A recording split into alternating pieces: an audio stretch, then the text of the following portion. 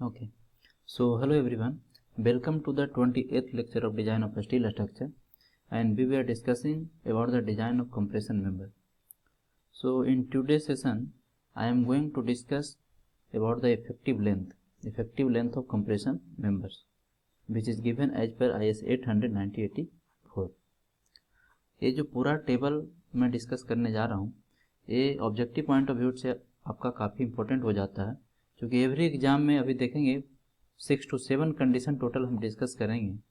वो आपका जब डिज़ाइन करेंगे उसमें भी यूज होगा, और अपने आप में ये सब क्या है, क्वेश्चन है। अपने आप में ये क्या है, क्वेश्चन है जो हर एग्जाम में ऑलमोस्ट पूछता है, इफेक्टिव लेंथ, है ना। So let us start the today session. The first end condition is, first column में क्या लिखना है, इंड कंडीशन। उसके बाद आपका थ्योरेटिकल वैल्यू है, और फिर है रिकमेंडेड वैल्यू या डिजाइन वैल्यू, है ना।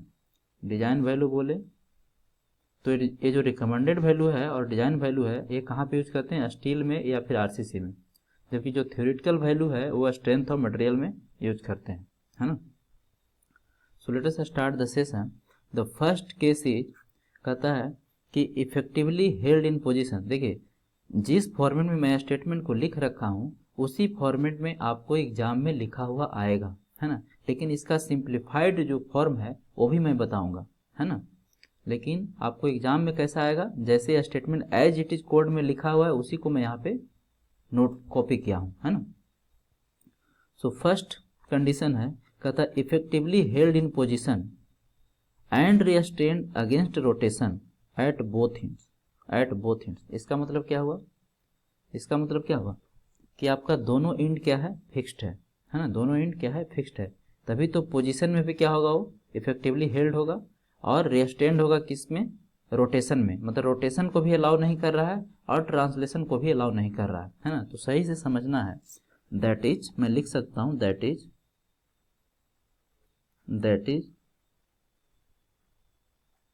Both and. ये सिर्फ समझने के लिए आपको लिख रहे हैं, है ना। अदरवाइज स्टेटमेंट जो लिखा हुआ है ऊपर वही आएगा एग्जाम में। बोथ एंड्स आर फिक्स्ड, ठीक है। तो इस एक ऐसा कॉलम होगा, इसको ड्रा करने की कोशिश कीजिए।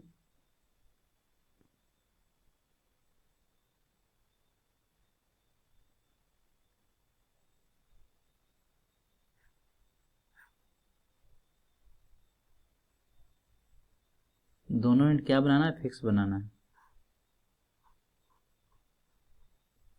जब इस पे आप लोड अप्लाई करेंगे,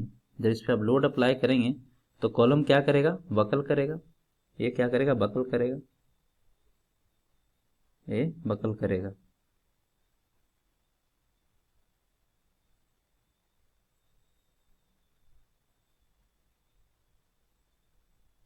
कुछ इस तरह से क्या करेगा, बकल करेगा, है ना। हमें तो क्या चाहिए, पॉइंट ऑफ जीरो मोमेंट चाहिए, है ना। ऐसा पॉइंट चाहिए जहां पे मोमेंट क्या है, जीरो है, मतलब हॉगिंग से सैगिंग में कन्वर्ट हो रहा है ना। सो एक पॉइंट तो यहाँ पे आपको मिल जाएगा और सेकेंड पॉइंट आपको यहाँ पे मिल जाएगा, ठीक है। तो ये हो गया आपका क्या, POC, point of contact flexure बोलें या फिर पॉइंट ऑफ जीरो मोमेंट बोलें। ये दोनों के बीच के डिस्टेंस को ही क्या बोले थे, एल इफेक्टिव बोले थे, है ना। तो ये डिस्टेंस हमारा क्या हो गया, एल इफेक्टिव हो गया। इसको मैं एल ही लिख रहा हूँ।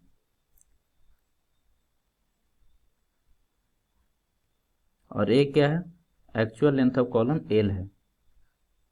एक्चुअल लेंथ ऑफ कॉलम क्या है, या फिर अनसपोर्टेड लेंथ ऑफ कॉलम क्या है, एल है, ठीक है। तो जो एल इफेक्टिव का वैल्यू होता है वो स्ट्रेंथ ऑफ मटेरियल में आप लोग ने पढ़ा होगा, अगर नहीं पढ़ा तो कोई बात नहीं, है ना। स्ट्रेंथ ऑफ मटेरियल में जो होता है एल ई का वैल्यू वो होता है L/2। इसका मतलब क्या हुआ, 0.50L, है ना। बट स्टील स्ट्रक्चर में जो होता है या फिर आरसीसी में होता है वो होता है 0.65L, 0.65L, है ना। तो हमारा काम का यही है, 0.65L। अब आप क्वेश्चन पूछेंगे कि सर आरसीसी या स्टील स्ट्रक्चर में ये वैल्यू ज़्यादा क्यों लेते हैं, है ना। तो इसका मैं एक्सप्लेनेशन दे रहा हूँ, आपको केयरफुली सुनना है। देखिए होता क्या है कि साइट कंडीशन पे साइट में आपको पूरी तरह से फिक्सिडिटी 100% फिक्सिडिटी है जो पॉसिबल नहीं होता है। 100% फिक्सिडिटी जो दोनों सपोर्ट हम फिक्स मान के चल रहे हैं वो 100% फिक्स संभव नहीं है ना। 100% फिक्स संभव नहीं है। इसका मतलब क्या हुआ कि हल्का क्या होगा, रोटेशन अलाउ कर सकता है, हल्का रोटेशन अलाउ कर सकता है, ठीक है। जिसके कारण क्या हो जाएगा, कहने का मतलब है कि अगर 100% फिक्स होता तो यहाँ पे एंगल क्या होता, 90 डिग्री मेंटेन होता। फिक्स सपोर्ट पे एंगल कितना मेंटेन होता है, 90 डिग्री मेंटेन होता है। यहाँ पे एंगल क्या होता है, 90 डिग्री मेंटेन होता अगर 100% फिक्स होता तब, है ना। बट साइट कंडीशन पे होता क्या है कि 100% फिक्सिडिटी अचीव करना संभव नहीं है ना। तो 100% जब फिक्सिडिटी अचीव करना संभव नहीं है, इसका मतलब कि ये जो 90 डिग्री एंगल है उसको भी 100% हम अचीव नहीं कर सकते, है ना। इसका मतलब हुआ कि वो हल्का क्या करेगा, अलाउ कर देगा, रोटेशन को अलाउ कर देगा। इसके कारण क्या होता है कि वैल्यू थोड़ा सा एल इफेक्टिव का क्या हो जाता है, बढ़ जाता है। थोड़ा सा एल इफेक्टिव का वैल्यू क्या लेते हैं, ज़्यादा लेते हैं। तो ये तो इसका क्या है, आपका एक्सप्लेनेशन है ना, कि क्यों एल इफेक्टिव जब दोनों एंड फिक्स होता है उस केस में स्टील में और आरसीसी में सोम की तुलना में ज़्यादा क्यों लेते हैं, है ना। तो आपको याद रखना कितना, 0.65 एल। जब स्टील और आरसीसी में हम कॉलम का डिजाइन करेंगे वहाँ पे जब फिक्स कॉलम होगा तो कितना वैल्यू होगा एल इफेक्टिव का, 0.65 L. That's all. Now move to the next one. अगर यहाँ पे आप चाहें तो यूलर क्रिपिंग लोड भी निकाल सकते हैं। यूलर क्रिपिंग लोड यदि निकालना चाहें तो हम निकाल सकते हैं। वेरी सिंपल है। क्या होता है, पीसीआर बराबर, पढ़े होंगे आप लोग, pi square into E I minimum होता है एक्चुअली में, ठीक है। मैं यहाँ पे ई आई लिख रहा हूँ, अपॉन एल इफेक्टिव का होल स्क्वायर। तो क्या लिख सकते हैं, pi square into E I divided बटा एल ई कितना होगा, ए वाला वैल्यू L/2 सॉम में, है ना, L/2 चूँकि हम अभी डिजाइन कर नहीं रहे हैं, L/2 का होल स्क्वायर। तो ये कितना हो जाएगा, 4 into pi square E I divided बटा एल का whole square. Euler crippling load आप स्ट्रेंथ ऑफ मटेरियल में निकाले होंगे तो कुछ ऐसा ही निकाले होंगे, है कि नहीं। Now move to the second case. Second case क्या है, मैं फिर से बोल रहा हूँ, इसको काफ़ी केयरफुली समझना है ना, याद भी करना है, क्योंकि जितना भी केस डिस्कस करें सब अपने आप में क्वेश्चन है। सेकंड केस है effectively held in position, code का लैंग्वेज है effectively held in position at both ends. इसका मतलब क्या हुआ, मतलब ट्रांसलेशन को दोनों एंड अलाउ नहीं कर रहा है। इफेक्टिवली हेल्ड इन पोजीशन, मैं पिछला क्लास में बताया तो था इसको, effectively held in position at both ends है। इसका मतलब कि दोनों एंड है जो ट्रांसलेशन को अलाउ नहीं कर रहा है, ठीक है। आगे पढ़िए, restrained against rotation at one end. इसका मतलब क्या हुआ, रोटेशन का जो रेस्टेंड कर रहा है वो सिर्फ एक ही एंड पे कर रहा है। रोटेशन का जो रेस्टेंड कर रहा है वो कहाँ कर रहा है, सिर्फ एक एंड पे कर रहा है। इसका मतलब ये हुआ, दैट इज हम लिख सकते हैं, that is one and fixed. इसका अगर कंक्लूजन देखा जाए तो वन एंड फिक्स हो गया एंड अदर एंड हिंज हो गया। इस स्टेटमेंट का मतलब यही हुआ, अदर एंड हिंज हो गया। हिंज बोले या पिन बोले, बोथ आर सेम, है ना। तो इसका फिगर कैसा होगा, देखिए ध्यान से, कॉलम बनाइए,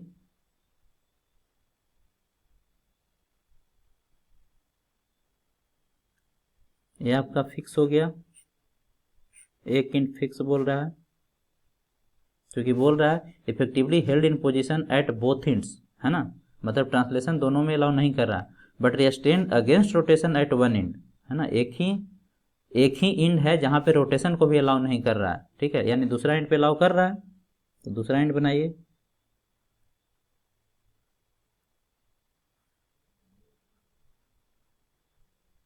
ट्रांसलेशन यहाँ भी अलाउ नहीं हो रहा है, लेकिन रोटेशन है जो अलाउ हो रहा है। इसका मतलब एक एंड क्या है, पिन है या हिंज है, यहाँ पे क्या है, हिंज है, ठीक है।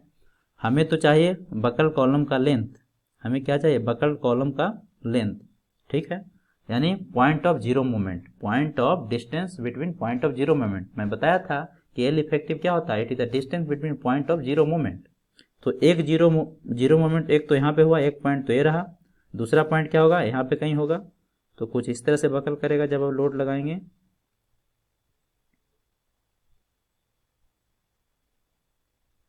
ये कुछ इस तरह से बकल करेगा, है ना। यहाँ पे कहीं पॉइंट ऑफ कॉन्ट्रा फ्लेक्चर आएगा, ये तो पॉइंट ऑफ जीरो मोमेंट हो गया, यहीं पे रहेगा, और दूसरा point of Contra flexure somewhere यहाँ पे लाई करेगा। तो ये हो गया आपका क्या, एली इफेक्टिव लेंथ, और ये आपका हो गया एक्चुअल लेंथ ऑफ कॉलम। ये क्या हो गया, एक्चुअल लेंथ ऑफ कॉलम। तो इस केस में जब एक एंड फिक्स हो और दूसरा एंड हिंज हो, तो इस केस में जो एल इफेक्टिव का वैल्यू होता है वो स्ट्रेंथ ऑफ मटेरियल में होता है L/√2। आप लोग पढ़े होंगे L/√2, या फिर इसी को बोलते हैं 0.707L, जबकि हमारा स्टील स्ट्रक्चर या आरसीसी में होता है 0.80L। एक्सप्लेनेशन इज सेम, है ना, क्यों ज़्यादा हुआ, रीजन इज सेम। अगर आप चाहें तो यूलर क्रिपलिंग लोड निकाल सकते हैं, आप फोर्स निकाल सकते हैं। PCR बराबर क्या होता है, पाई स्क्वायर EI डिवाइडेड बटा LE का होल स्क्वायर। तो pi square into EI divided बटा LE क्या है, L/√2। सो L/√2 का होल स्क्वायर, L/√2 का होल स्क्वायर। इसको जो आप सोल्व करेंगे तो क्या हो जाएगा, 2 into pi square EI divided बटा L स्क्वायर। ये आप स्ट्रेंथ ऑफ मटेरियल में निकाले होंगे वैल्यू, है ना। Now move to the next case. ये क्लियर है, move to the next case. Next case क्या है, थर्ड सही से पढ़िए। कहता है effectively held in position at both ends. Effectively held in position at both ends, इसका मतलब क्या हुआ, स्टेटमेंट पढ़ना है और समझना है, अदरवाइज आप गलती करेंगे एग्जाम में। इसका मतलब कि दोनों एंड है जो ट्रांसलेशन को अलाउ नहीं कर रहा है, ट्रांसलेशन को अलाउ नहीं कर रहा है, but not restrain against rotation, है ना। मतलब रोटेशन को अलाउ कर रहा है, not restrain against rotation, rotation के अगेंस्ट क्या है, रिस्ट्रेन नहीं है, इसका मतलब रोटेशन को अलाउ कर रहा है ना। दैट इज, अगर इसका कंक्लूजन लिखा जाए, that is both ends are hinge. Both ends are hinge बोले या पिन बोले, और पिन भी लिख सकते हैं, कोई दिक्कत नहीं है, पिन, है ना। तो इसका फिगर बनाएंगे तो कैसा बनेगा, यहाँ पे मैं बना देता हूँ।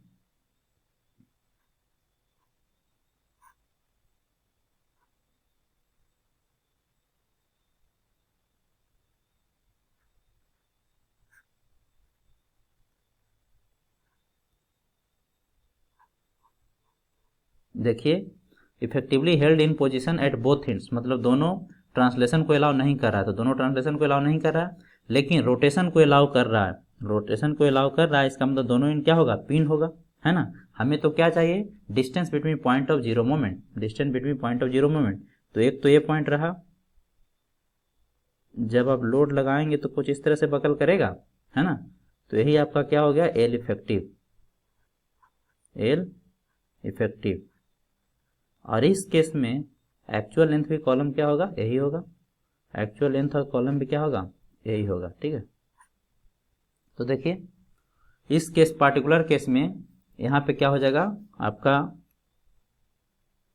जो एल का वैल्यू होगा, एल इफेक्टिव का वैल्यू होगा सॉम में और स्टील स्ट्रक्चर में, दोनों में क्या होगा, सेम होगा, दोनों में क्या होगा, सेम होगा। कितना, एल, सिंपल एल भी लिख सकते हैं या फिर लिख सकते हैं 1.00L, यहाँ पर भी लिख सकते हैं 1.00L, है कि नहीं, वेरी सिंपल।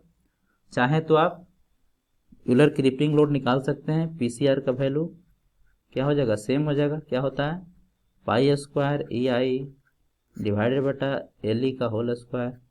तो क्या हो जाएगा, पाई स्क्वायर EI डिवाइडेड बटा L का होल स्क्वायर, है कि नहीं। चलिए आगे बढ़ते हैं। Now next one is very important, अब देखिए इस स्टेटमेंट को सही से पढ़ना है, क्योंकि सबसे ज़्यादा एग्जाम में यही वाला क्वेश्चन आता है ना। Effectively held in position and restrained against rotation at one end effectively held in position and restrained against rotation at one end, मतलब एक एंड ऐसा है जहां पे न तो ट्रांसलेशन को अलाउ कर रहा है और न ही रोटेशन को अलाउ कर रहा है। इसका मतलब क्या हुआ कि वो एंड क्या होगा, फिक्स होगा, मतलब वन एंड तो फिक्स हो गया, इस बात की पूरी गारंटी है। Now move to the next part, क्या बोलता है, and at the other end restrain against rotation, rotation में अलाउ नहीं कर रहा है, but not held in position, मतलब ट्रांसलेशन अलाउ कर रहा है ना। दूसरा एंड में कह रहा है ट्रांसलेशन अलाउ है लेकिन रोटेशन अलाउ नहीं है, पहला एंड पे ट्रांसलेशन भी अलाउ नहीं है, रोटेशन भी अलाउ नहीं है। चलिए इसका मतलब क्या हुआ, दैट इज, अगर कंक्लूजन निकाला जाए, that is one end is fixed, क्योंकि कुछ भी अलाउ नहीं कर रहा है, and other and is what, roller support, वो भी कौन सा रोलर, गाइडेड रोलर है ना। अभी दिखाते हैं वो कैसा होगा, तो इसको देखिए सही से समझिए।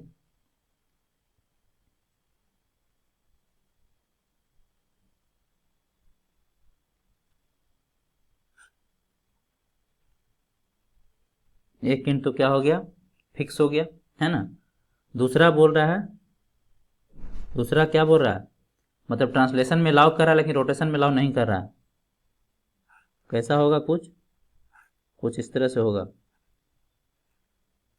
है ना, क्योंकि जब इस पे हॉरिजॉन्टल लोड लगेगा तो क्या होगा, यहाँ से एज इट इज मूव कर जाएगा, कुछ यहाँ पे आ जाएगा न्यू पोजीशन पे, कुछ इस तरह से न्यू पोजीशन पे आ जाएगा। बकलिंग कैसा होगा अभी देखते हैं।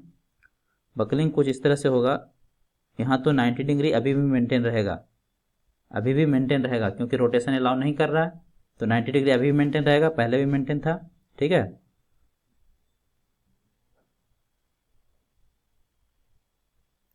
यहाँ पर क्या होगा, कॉन्टा फ्लेक्चर कहीं यहाँ पे आएगा, ठीक है। बट देखिए एक कॉन्टा फ्लेक्चर तो आपको मिल गया, मतलब एक तो पॉइंट ऑफ जीरो मोमेंट आपको मिल गया समवेयर यहाँ पे, है ना। लेकिन एक और चाहिए, क्योंकि क्या होता है, एल इफेक्टिव होता है distance between point of zero moment, तो एक और चाहिए।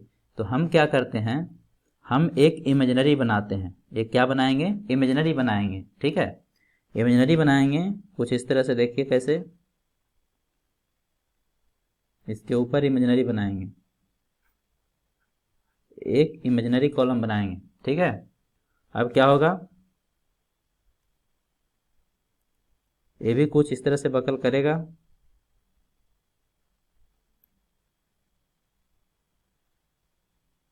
कुछ इस तरह से बकल करेगा। यहाँ पर 90 डिग्री मेंटेन रहेगा, ध्यान रहे, यहाँ पे 90 डिग्री क्या होगा, मेंटेन रहेगा। तो second point of contact flexure कहाँ होगा, कुछ यहाँ पे होगा। तो एल इफेक्टिव हमारा यही होगा, ये दोनों के बीच का डिस्टेंस। ये सिर्फ समझाने के लिए आपको इतना किया जा रहा है, अदरवाइज बुक में कुछ ऐसा नहीं बोलता ना लिखता, है ना। ये क्या होगा, एली, और इस एली का जो वैल्यू होता है वो होता है 1 पॉइंट, देखिए एल से तो ज़्यादा ही होगा, तो इसका जो वैल्यू होता है 1.20 एल। और सबसे ज़्यादा एग्जाम में ही पूछता है, चूँकि थोड़ा सा ये डिफिकल्ट है समझना, बट यहाँ जब समझ लेते हैं तो आप इजली किसी भी एग्जाम में सोल्व कर पाएंगे। 1.20 एल सोम में भी सेम होता है और स्ट्रेंथ ऑफ मटेरियल में भी सेम होता है, मतलब स्ट्रेंथ ऑफ मटेरियल में भी सेम होता है और स्टील में भी सेम होता है। तो 1.20 एल, क्लियर है। Now move to the next one. Next कहता है, अब इसको ध्यान से पढ़िए।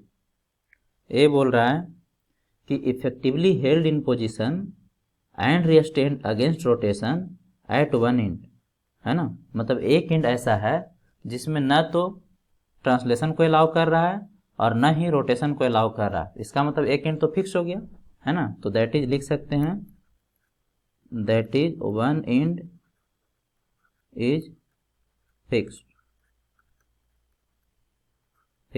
आगे पढ़िए।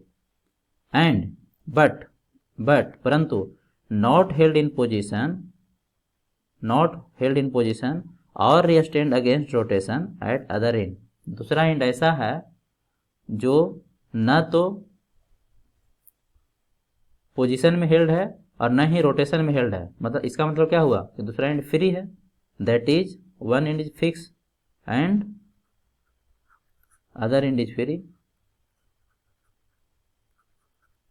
अदर एंड इज फ्री, इसका मतलब यही हुआ ना। अब देखिए ये कैसा होगा, ये कुछ इस तरह से होगा।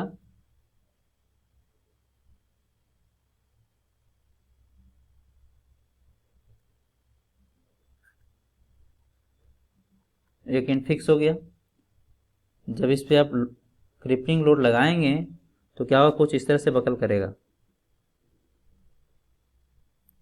एक मिनट मैं फिर से ड्रा करता हूं।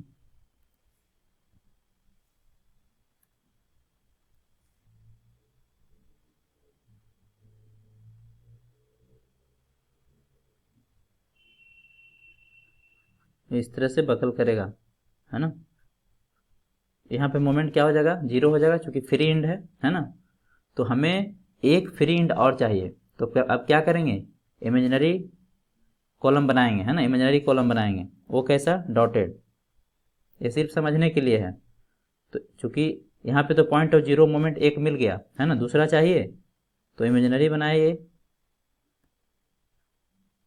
इस तरह से इमेजिनरी बनाइए। Effective length is nothing but it is the distance between point of zero moment.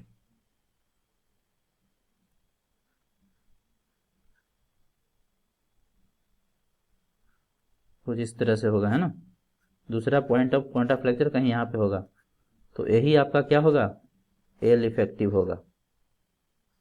यही आपका एल इफेक्टिव होगा। तो देखिए ए एल था, इसका मतलब क्या हो गया, 12 हो गया। तो दोनों केस में क्या हो जाएगा, ये 12 हो जाएगा, 12 हो जाएगा, है कि नहीं। यानी एक एंड फिक्स्ड हो और दूसरा एंड फ्री हो तो क्या होता है, एल इफेक्टिव का वैल्यू 12 होता है ना। एल इफेक्टिव का वैल्यू क्या होता है, 12 होता है। आप चाहें तो पीसीआर का वैल्यू निकाल सकते हैं, पाई स्क्वायर ई आई डिवाइडेड बटा एल ई का whole square. So pi square E I divided बटा एल ई कितना है, 2l का होल स्क्वायर। तो कितना आ जाएगा, पाई स्क्वायर ई आई डिवाइडेड बटा 4 into L square, that's all. Now move to the next one. Next बोलता है effectively held in position at one end but not restrained against rotation. इसका मतलब क्या हुआ कि एक एंड क्या है, पिन है, हिंज है ना। क्योंकि स्टेटमेंट ही वही बोल रहा है, इफेक्टिवली हेल्ड इन पोजीशन, मतलब ट्रांसलेशन तो अलाउ नहीं कर रहा है एक एंड पे, but not restrained against rotation, rotation में रेस्टेंड नहीं है, मतलब रोटेशन अलाउ कर रहा है।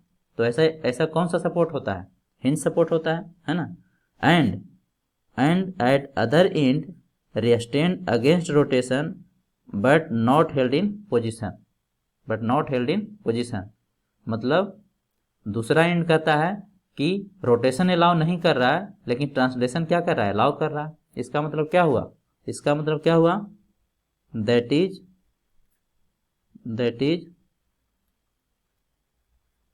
वन एंड इज हिंज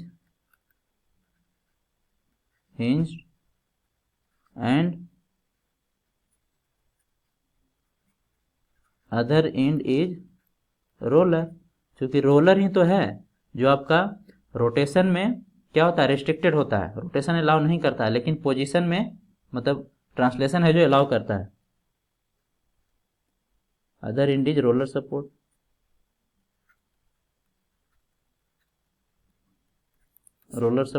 तो फिगर कैसा बनेगा, देखिए बनाते हैं इसको। एक एंड क्या है आपका, पिंड है। यहाँ पे मैं बनाता हूँ,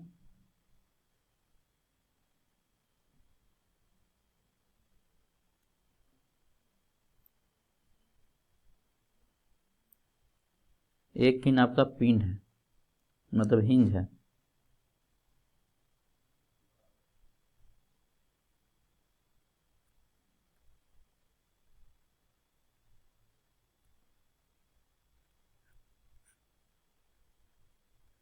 पिन है ना। Effectively held in position at one end but not restrained against rotation. इसका मतलब एक इन क्या है, हिंज है, और दूसरा क्या है आपका, ट्रांसलेशन को अलाउ कर रहा है, मतलब रोलर होगा। यहाँ पे क्या होगा, रोलर होगा, रोलर होगा। जब हॉरिजॉन्टल लोड इस पे लगेगा तो क्या होगा, यहाँ से मूव कर जाएगा, यहाँ से क्या होगा, ये मूव कर जाएगा, और कुछ कैसा शेप ले लेगा, ये कुछ इस तरह से शेप ले लेगा। यहाँ तो 90 डिग्री मेंटेन रखेगा, और उसके बाद ये सीधा इससे मिल जाएगा, है ना, क्योंकि यहाँ पे तो मोमेंट क्या होगा, जीरो होगा। हिंज सपोर्ट पे एंड पे मोमेंट क्या होता है, जीरो होता है। तो एक तो पॉइंट ऑफ जीरो मोमेंट का पॉइंट मिल गया, एक और चाहिए हमको, तो क्या करेंगे, इमेजिनरी बना दें, एक इमेजिनरी बना देते हैं समझने के लिए।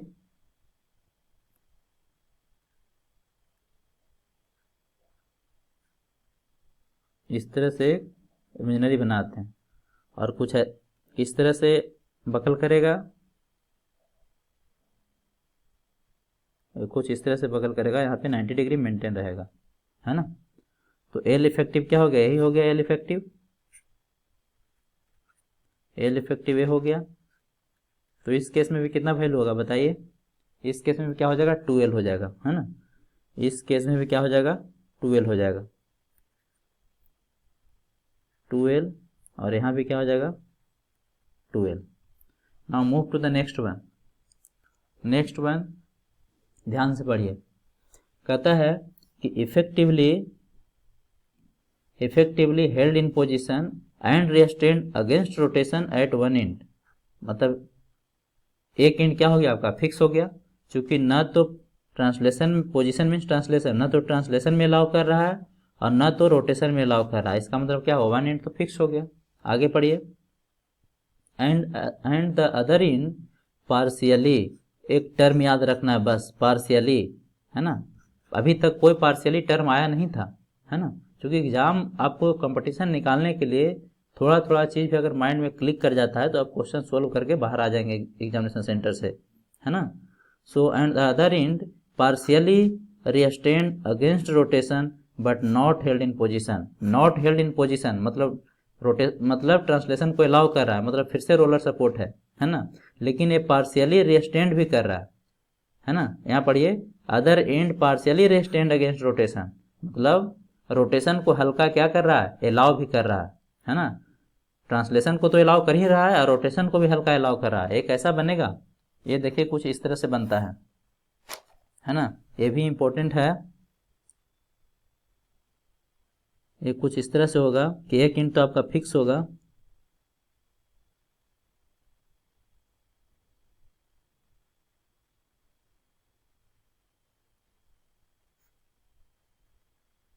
एक इंच तो फिक्स होगा, दूसरा रोलर होगा। जब इस पे हॉरिजॉन्टल लोड लगेगा तो यहाँ से मूव करेगा, ठीक है। तो ट्रांसलेशन अलाउ हो गया, बट उस तरह पहले वाला से क्या है, डिफरेंट है। इस केस में क्या हो रहा है, रोटेशन भी अलाउ कर दे रहा है, इस पॉइंट पे हल्का पार्शियली रोटेशन अलाउ कर रहा है, मतलब यहाँ 90 डिग्री एंगल मेंटेन नहीं रह पाएगा, यही डिफरेंस है मात्र, है ना। 90 डिग्री एंगल इस बार मेंटेन नहीं रह पाएगा। जब मेंटेन नहीं रह पाएगा इसका मतलब क्या होगा, देखिए ये है जो हल्का कुछ इस तरह से हो जाएगा, ये रोलर है जो हल्का कुछ मूव कर जाएगा इस तरह से, इस तरह से कुछ मूव कर जाएगा, और यहाँ से ये कुछ ऐसा बनेगा, इस तरह से कुछ मूव करेगा।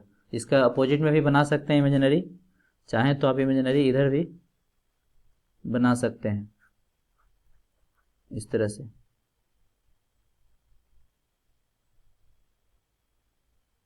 इस तरह से कुछ इधर बना सकते हैं, है ना। तो एक पॉइंट ऑफ फ्रैक्चर यहाँ मिलेगा, मतलब पॉइंट ऑफ जीरो मोमेंट यहाँ मिलेगा और एक यहाँ मिलेगा। ये दोनों के बीच का जो डिस्टेंस होगा वही क्या होगा, एल इफेक्टिव होगा। इसका जो वैल्यू होता है वो होता है 1.50 एल। दोनों केस में कितना होता है, 1.50 एल। ठीक है, तो ये तो था हमारा एंड कंडीशन, है ना, जो कि सातों के सातों क्या है, अपने आप में क्वेश्चन है। अब कुछ इंटरेस्टिंग क्वेश्चन करते हैं जो एग्जाम में अक्सर पूछता है ना। क्योंकि पढ़ना अलग बात है, क्वेश्चन बनाना अलग बात है ना। क्वेश्चन नंबर 1 देखिए, फाइंड द एल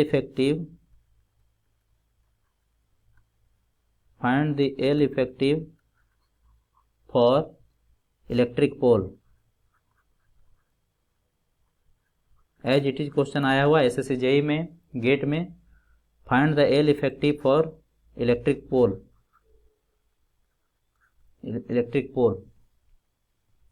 तो जब इलेक्ट्रिक पोल की बात करता है तो एक इंट तो इसका क्या होता है, अगर ध्यान से देखें तो नीचे फाउंडेशन बनाया जाता है ना। यानी एक इंट तो इसका फिक्स होता है। एक इंट कैसा होता है, फिक्स होता है। एक इंट इसका फिक्स होता है। Let me erase. एक इंट इसका क्या होता है, फिक्स होता है ना।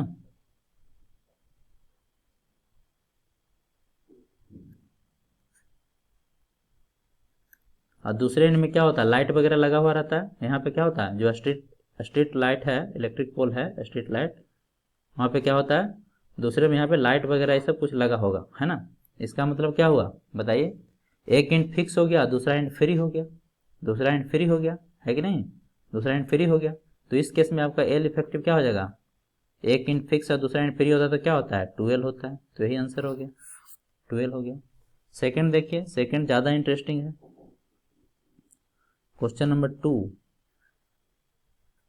क्वेश्चन नंबर 2 कहता है find the L effective.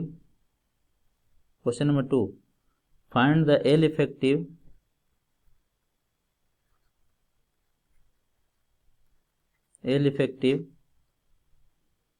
For power line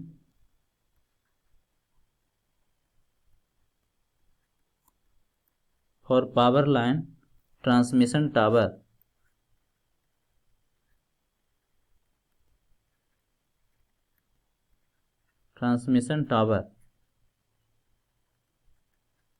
power line transmission tower in the direction of cable, in the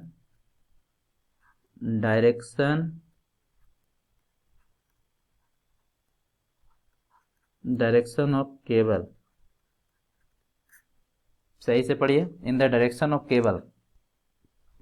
और इसी में दूसरा है, इसको फर्स्ट मान लीजिए, दूसरा का फर्स्ट मान लीजिए। दूसरा है perpendicular to the direction of cable, perpendicular to the direction of cable, perpendicular to the direction of cable, है कि नहीं, perpendicular to the direction of cable. अब देखिए, तो दो क्वेश्चन है, कहता find the L effective for power line transmission tower in the direction of cable, and second है perpendicular to the direction of cable. दोनों में क्या डिफरेंस है, पहले आप ट्रांसमिशन टावर बनाइए।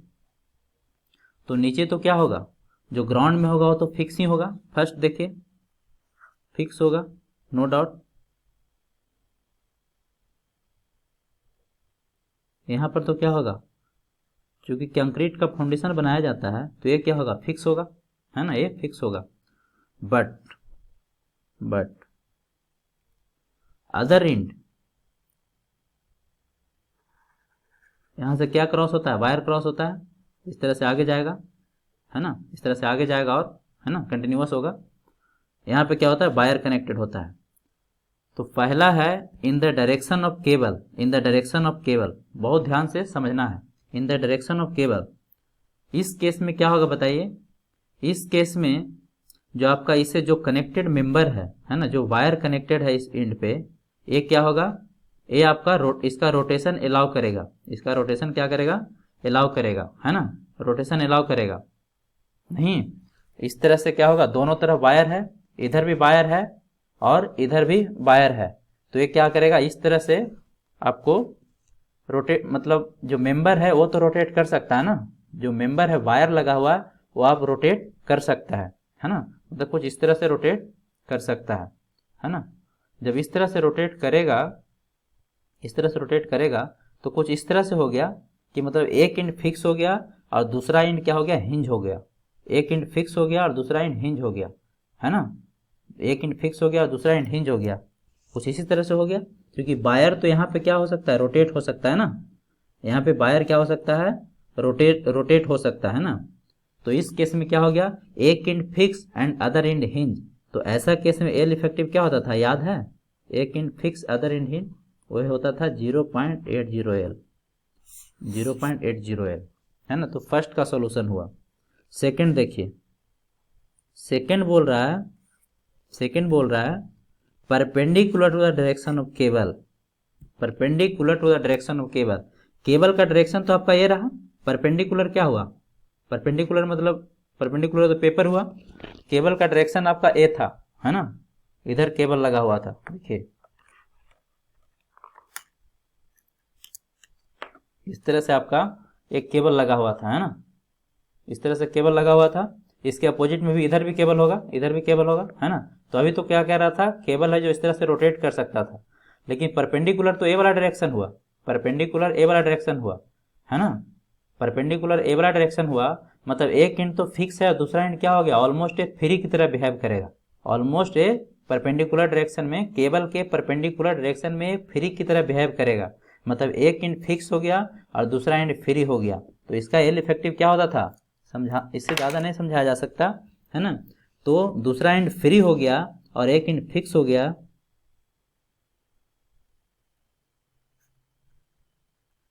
तो इस केस में क्या हो गया, एल इफेक्टिव कितना होता है, 12 होता है, 12 होता है। तो ये दो ऐसा क्वेश्चन जो ऑलमोस्ट एवरी एग्जाम में पूछता है ना।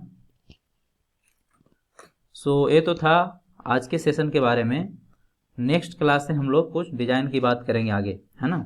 अभी आपको moment of inertia, centre of gravity वाला लेक्चर को कंटिन्यू करना है, क्योंकि वहाँ पे हम कराएंगे आपको एंगल सेक्शन, आई सेक्शन और चैनल सेक्शन का, उसके बाद है जो इसके आगे क्लास करेंगे इसको continue. So this is all about today session. Thank you for watching, all the best, जय हिंद। मिलते हैं नेक्स्ट क्लास में।